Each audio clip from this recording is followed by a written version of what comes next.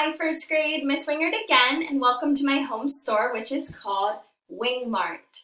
For this activity, you are actually going to go shopping at my store. So what we're going to do is I'm going to take you on a quick tour of these items, and then you'll be able to click on the word photos on the slide to see the items up close.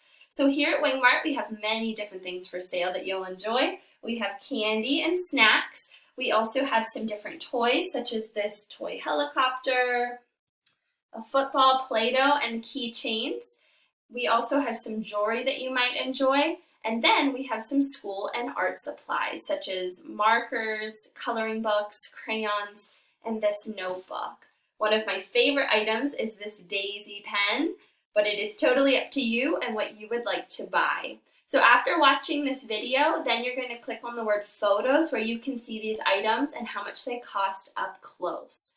When you're ready to make your decision, there's a shopping bag that you can print or you can create your own that's right on the slide. And you're going to choose 3 items that you would like to buy. Write the name of each item and how much they cost, and then use your math strategies from yesterday and today to find the total cost. We're excited to see what you buy, and happy shopping.